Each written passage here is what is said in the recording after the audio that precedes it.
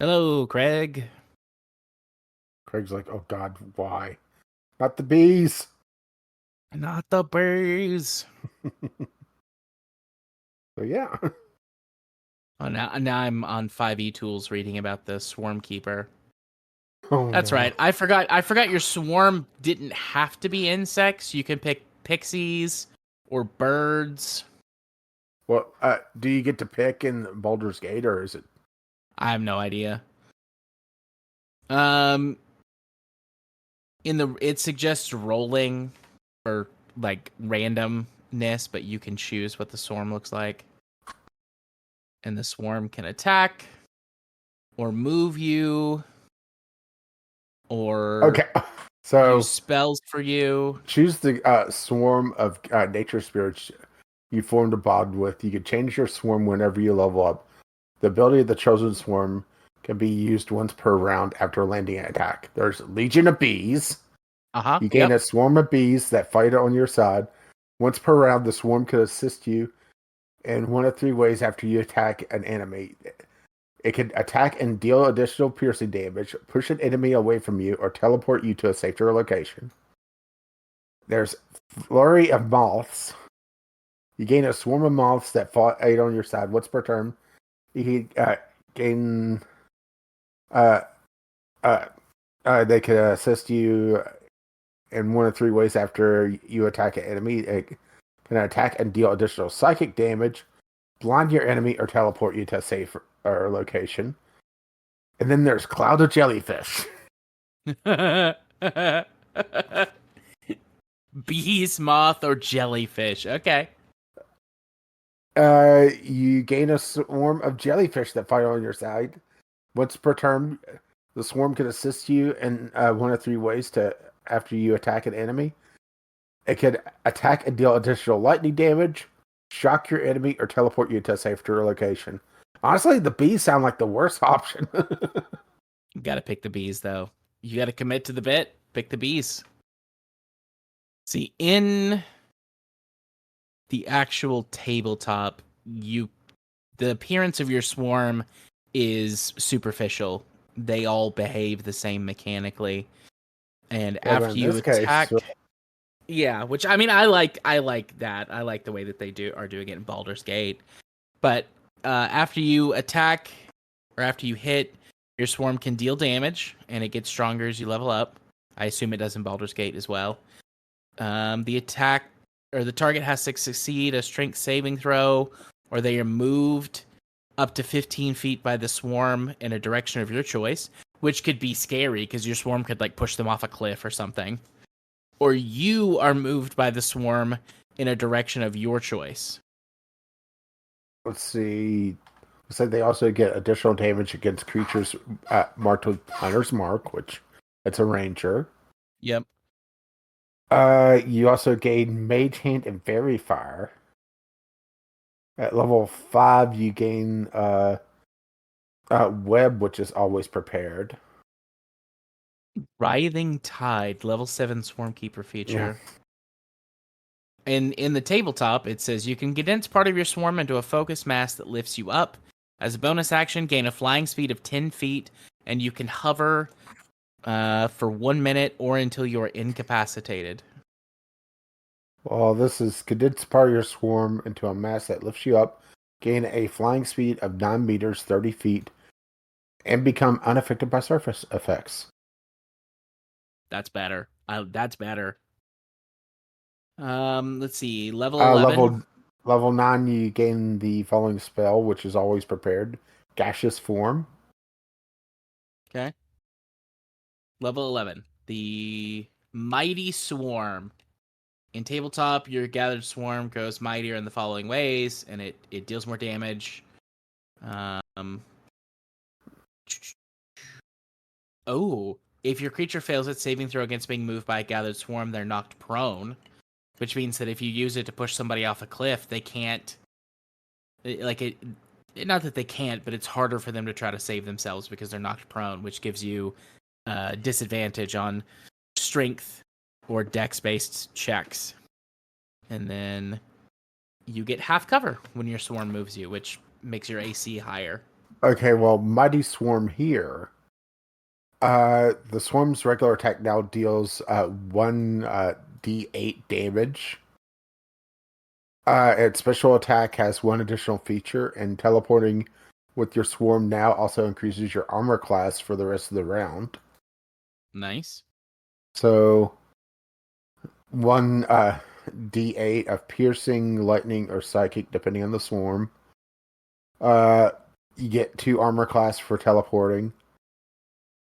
And okay, so Legion of Beasts, Mighty Knockdown, push the target with your attack back 5 meters, 17 feet, and prone on a failed strength saving throw. Yeah. Cloud of Jellyfish, shock and disarm your target of your attack on a failed Constitution saving throw. Do they drop their weapon? Yeah. Oh, that's nasty. I think only the cleric could do that before. No, there's a spell. Not just a cleric, but it's the command spell. And the Mauls blind and slow your target, the target of your attack on a failed Constitution saving throw. I wonder which is harder to do survive, a Constitution or a strength saving throw. I mean, it depends on how you build your character, and who Well, you this is were. enemies, not you. Well, yeah, and how your enemies. Well, but the saving throw DC is based on your character stats. So, but yeah, I mean, it just depends. There's one more feature for this, but because Baldur's Gate stops at level 12, it's not available. So it's called Swarming Dispersal at level 15. You can discorporate into your swarm, avoiding damage. When you take damage, as a reaction, you can give yourself resistance to the damage and vanish into your swarm and teleport to an unoccupied space that you can see within 30 feet. You can use this feature a number of times equal to your proficiency bonus, and you regain all expended uses after finishing a long rest. So if you get hit, you can say, I'm gonna go over here, and it doesn't say like any damage type. You just gain resistance to the damage, which means you take half damage no matter what. Which that's powerful. There's a lot of stuff that like there are, very rare resistance to, like force damage, which is just like raw magic damage. Not very many things can resist that. And if you've already got resistance to something when you do this, you would take 1/4 instead of 1/2 damage. And that teleport is handy. Man, I want to play Swarmkeeper now. Not just in Baldur's Gate. I want to play an entire D&D campaign as a ranger again, so I can play this guy. I've done Beastmaster in the past. Beastmaster is my favorite ranger type because I like having a combat-focused animal companion. Yeah, I was just looking at the Beastmaster as well. And Baldur's Gate like fixes Beastmaster from at least the older version of D&D. The new one that just released also does this, but your beast has its own initiative, so it can take a full turn on its own as opposed to stealing part of yours. And that was like the most common homebrew thing anyways, was for rangers who wanted to play Beastmaster, like, just give my beast his own turn. And that was the easiest way to fix all of the issues with Beastmaster, because you had to give up part of your action, or the entirety of it, or your bonus action to have your beast do things. And like, honestly, your character is stronger than your animal companion in almost every situation. So having you were making yourself weaker overall to play the class more like how it's intended to be played without those that homebrew kind of rule concession. But now that's just the way it is, which was the way it should have always been. So there you go. Franken content, some D&D talk. And bees. One of my other someone in one of my other Discord groups is asking if I play Rust. No, I don't play that shit. What the fuck is wrong with you? Oh, can't stand things that encourage or are based around fucking over other players. I'm too old. I don't have time for that. I have been playing a game called Icarus a little bit. That's kind of like Ark Survival Evolved, but like from the get-go, like you know that you're like a colonizer, like terraforming this planet that you land on. But it's a lot of the same kind of stuff. You level up, you unlock blueprints, and you get talent points you can give yourself for things like faster health regeneration or increased stamina or whatever, But it very much is focused on like at least when it was built, it was designed around sort of shorter like campaign missions or shorter missions where that you level up your character over time and you would drop in and you'd have to fight other players to like complete the objectives. And eventually they just made an open mode where you could go and explore and just play it like a survival crafting game, and the missions were like an optional tack on that you could do within your world and make it private. So it's like, yes, I will now buy into this game now that I can not play with other people. Also, I started World War in Civ 6 by accident. Oops. After we played the other night, I started a solo game, and I do not. I'll talk about this for the game club in more depth and detail. I don't understand diplomacy with the AI in Civilization. It seems like no matter what I do or how I try, they all eventually wind up hating me anyways. So everyone hated me. I'm in like sort of World War II-esque technology era. And I'm the first to develop nuclear weapons. And so I'm building up a nuclear arsenal and a small army. And sort of the last friend I had in the world was like, I denounce you because, I don't know, I hate you or something. You're not doing what I like. Well, don't they have like objectives and then secondary secret objectives? They do. But it seems like it turns on a dime. So maybe it's the secret objectives, but like India, I don't remember the leader, but the nation of India, going and looking at his diplomacy thing, like he really liked me. Our diplomacy was maxed out. One of the things is like he likes that your empire is on the other side of the world. And I did not just up and move my civilization to his side of the world. So I don't know what happened. I don't know what I did. But the only friend in the whole world I had when our like declared friendship ended, he immediately came and denounced me. And it was like he had grievances against me. I don't know what I had done. So I just say fuck it. And I start a war with my immediate neighbor. A war of conquest. A war of territorial expansion was what I declared. And then started invading them. And they called an emergency session of the World Congress. And we're like, help, I'm being invaded by this tyrant. He's so strong. And they all voted to go to war against me to defend this guy. So I said, fuck it. And I unleashed a nuclear hellfire on them. I'm playing with the real world map. So the continent of Africa and then sort of the country, the area where China and India are all irradiated green because I nuked every single city with more than 10 population. Oops. But everyone is fighting me, and turns are taking forever now that we've started a war. I was this world's Gandhi. I'm not playing Gandhi, but I definitely am this world's Gandhi. I just clicked random. You didn't mean to start a war, but you'll end it. By God, if I'll finish it. Yeah, I just clicked random Civ, and I got Abraham Lincoln. So I don't know if it's fitting or not for America to start a nuclear war, but maybe more relevant than to our present day than one would hope. All right. We probably should get started. I just saw what time it was.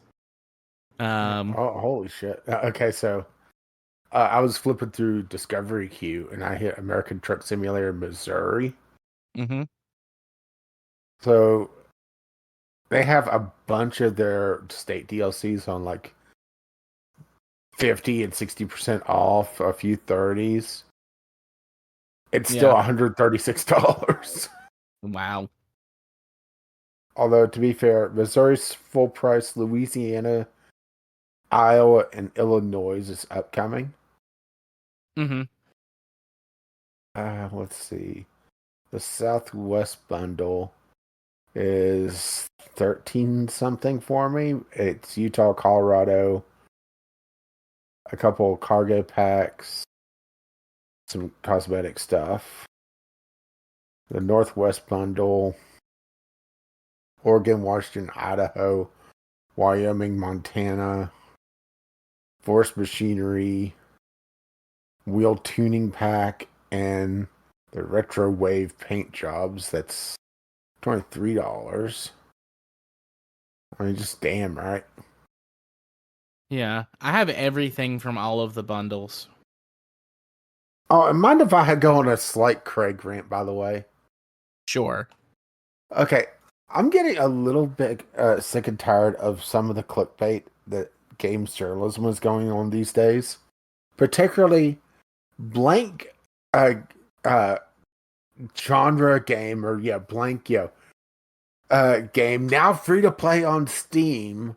Grab it where you can, and every single fucking time it's because they released a demo.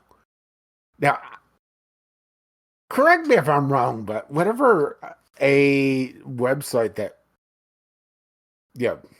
puts out a title like hot new free to play game on Steam, you would expect a full game, right? Or something fueled by microtransactions or something like that. Not a fucking demo. And yes, I know it's clickbait. They're trying to get me in, and I admit sometimes I fall for it, but at the same time, it's just fucking slimy, you know? Yeah. Call it what it is. Call it a goddamn demo. Yep. I haven't seen many of those, but like Yeah, I have but seen you've seen some too. I've seen some and I've seen similar things that pop up in like Mm-hmm. Oh, my that's Google the like worst. news feed or Yeah. whatever.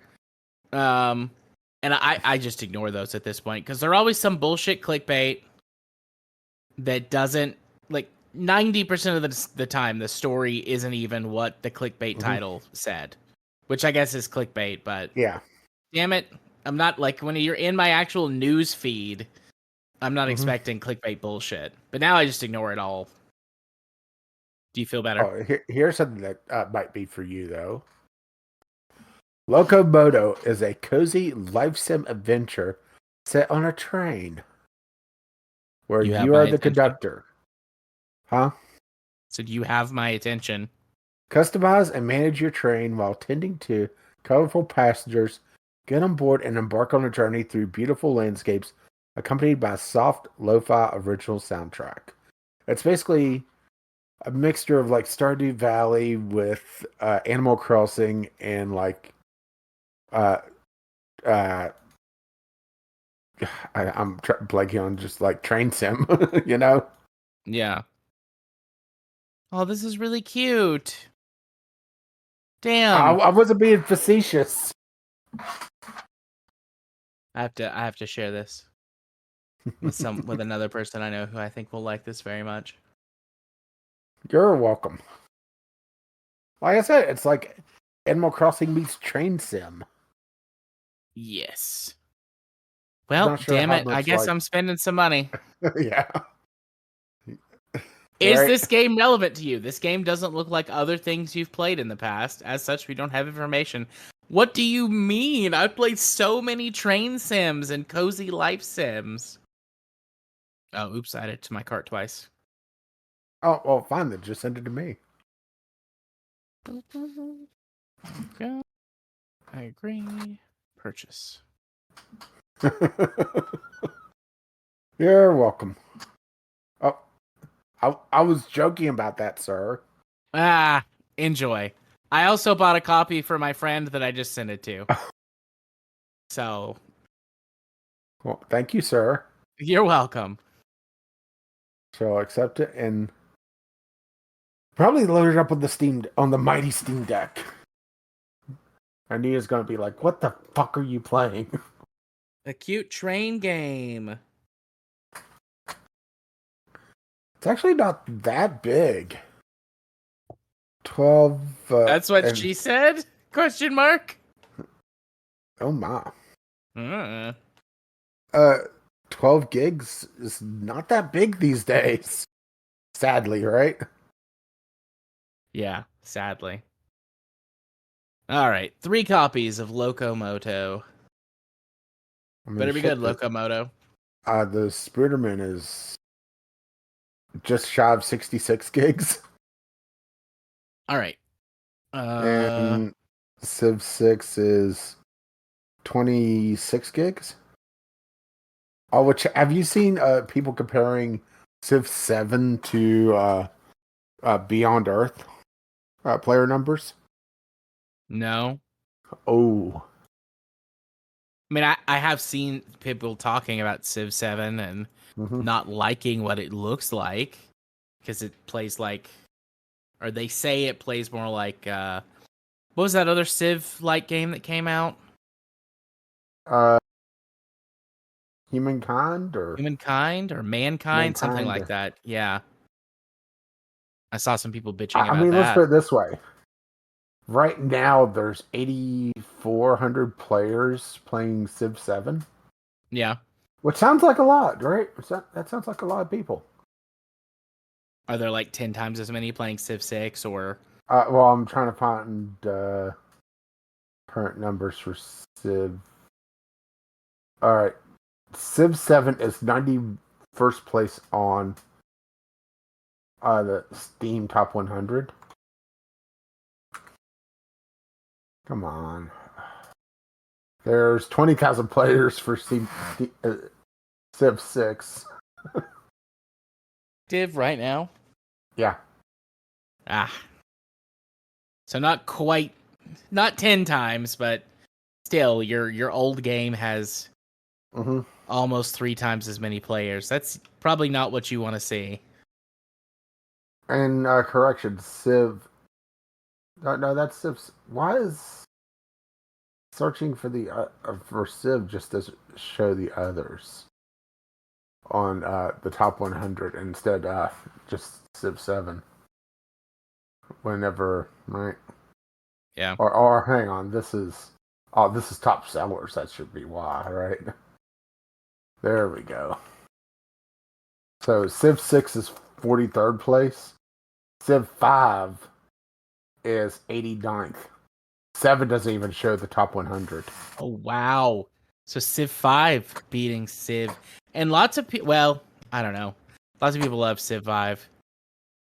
There I are, mean, so yeah, far, I still like Civ 5 more than 6. Apart from some of the DLC content. Like, I like the world changing and the disasters and that sort of thing. I'm yeah. just not a huge fan of the district system. I do like the district system. It does make your cities feel more like they are, um, larger, more lived Mm-hmm. in. You have to pick and choose what your cities are going to be good at, and you're probably only going to have, by end game, a few, like a handful of cities that can have most or all of the districts because they're governed by population numbers and then a few key technologies. But I kind of like that. I like the specialization. I do dislike that you can't buy as many things with money as you used to could. Because in Civ 5 and older games, you can buy almost anything with gold. But you're a lot more limited in 6 with what you can buy using gold. And yeah, that bothers me. Well, in our game, I'm about at the point where I could do some massive expansion because I'm able to cash in the faith I have for settlers. Yeah. Yeah. Faith is something too. Like if you don't I got fucked over in my single player game with religion. I did not get a religion myself, and then the person that all of my cities were converted by, like, they didn't do shit with their religion. Like, they didn't focus on it. So I got a really gimpy religion. I couldn't do anything with my faith until the end game, where I'm in like modern era. Because there's some units that I think have been added as part of the DLC that you can spend faith on, other than um, the missionaries and the apostles and stuff. And so that finally made, because I had like 30,000 faith points or something like that I couldn't spend on anything. And then like at the end, as I am approaching the late game and have got like the ability to make rock bands, which you spend faith on rock bands, which I think is hilarious. Mm-hmm. And then you can also spend faith on what do they call them? Naturalists. And they can create like wildlife preserves and national parks, which give you those little like points towards a great age, era points. And they also can give you like culture and tourism. Yeah, for our game, I'm just getting to the point where things are stable with crabs. Yeah. But I really don't know what I'm doing with it. Yeah, because if you're going to go religion is kind of like science. Yeah. If It's you're gonna all or go nothing. that way, it's pretty much all or nothing. That is your victory condition. Or you can pivot to maybe like domination partway through the game, but you've got to go into it, and because there are some pretty huge benefits you can get from religion, from like the faith bonuses to your cities, bonus food, bonus production, bonus money. More units can be purchased with faith. You can purchase military units with faith, depending on which religious like tenets you pick up as your religion like grows. But yeah, you do wind up pretty gimped in other aspects if you focus on religion really hard. Unless, of course, you get lucky or, are able to expand in some other ways. Like that early game focus, like you're going to be behind in most respects if you really go hard in religion. Mm-hmm. I mean, unless I'm doing that, what I like to do with religion is, if I can, found a religion just so that I can like pick a few tenets from my cities and then work really hard to just keep my religion in my cities for the specific bonuses I want. Mm-hmm. But a lot of it honestly is just kind of luck for who you get and where you're at, for stuff like that. Yeah, I'm playing a single player game with England, or as England. It's because I know there's a couple different rulers. I think there's 2 versions of Queen Victoria, because they did that with some of the leader expansions. There's different versions of them. Oh, sorry. I'm French, not English, because I was a little confused because she's both English and French ruler. Eleanor of Antoinette. Okay. And the main reason why I was intrigued was if I could get late game with her, it's going to be interesting to start flipping cities, because she has the ability Court of Love, which great works in her cities impose a cumulative -1 loyalty per turn on foreign cities within 9 tiles. Oh wow. Yeah.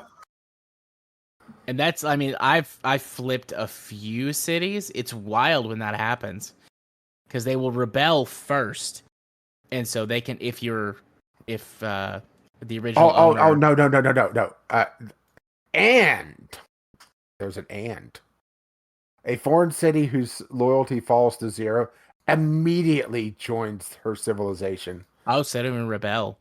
If she exerting the most loyalty pressure on it. So I do like the rebellion phase, though. Yeah, well, they skip the rebellion phase and immediately join if she's putting the most loyalty pressure. Yeah, and I'm sure there's pros and cons to each, but I do like the rebellion, especially like if you're actively at war with someone and you flip a city mid-war. Uh, yeah, you don't have to deal with the penalty of capturing a city. It will actively fight. I mean, it'll fight everybody, but it will also actively fight against its prior owners for Uh-huh. 9 or 10 Yeah, the turns. loyalty mechanic is really interesting. Yeah. But then at the end of that, it will join your faction, and then you can choose to either raise the city and not, take on a new city if you don't want to, or keep it. But if you keep it, since you didn't directly conquest it, there's no penalty.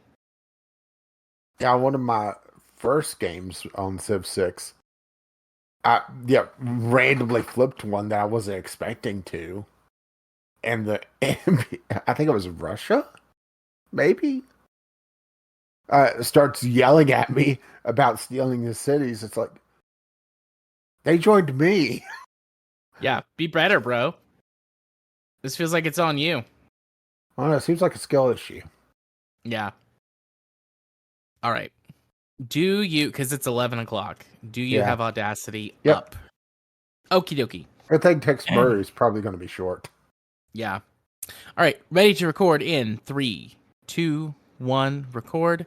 And for the sync, 3, 2, 1, sync. Sync. Adjust my volume levels a smidgen. Oh, and here's the chart that I was looking for. I'm going to just drop this in chat. This is Sid Meier's Beyond Earth, Civ 6, and Civ 7, based on days post-launch. So, of course it's not. Which chat? Well, direct message, but I was just going to go boom, boom, and it's not a good look. Which I know that, Civ 6 also isn't a good look on this, but still, right? But Civ 6 is... Well, this is... How old now? No. You misunderstand. So this is... Day 5 is 5 days after the launch of the particular game. Oh. Okay. Day 12, this shows the drop-off. And I imagine the spike at like day 70, so for Beyond Earth is probably a patch, and day 82 is a patch. But, right? Yeah. I've never played Beyond Earth. I own it. I intend to play it. I have it installed right now. I've never played it. Sure, I have that one. Yeah, I bought the whole thing, which I think Beyond Earth only has 2 DLCs. But, at some point in a Steam sale in the past, when the whole pack was on sale, I bought the whole thing. Does it look like I have it? I have 3, 4... Beyond the Sword, Colonization, Warlords, 5, and 6. And once Civ 8 gets announced, I'll get Civ 7. Yeah. I mean, that's the way to do it. When the new one gets announced, then they inevitably put, all the DLC out as a pack or something at a discount. Just buy the old one. Mm-hmm. Or the new old one. Whatever. You know what I mean. Yeah, I mean, that's exactly what I did with 6. I even got, the Ultra Deluxe version. So, I got all the leader packs and everything. Yeah. Which is the one that I mean, you didn't really talk me into it. Mm-hmm. I talked myself into it very quickly and easily. But that's the one I wound up getting to get all of the stuff. Because I had the base game and then, a couple of things that were given away for free at some point. Yeah, but packs like that, you typically get a discount if you have part of it anyway nowadays, or at least on Steam. That's the kind of one of the beauties of Steam, is that they actually do that. Yeah,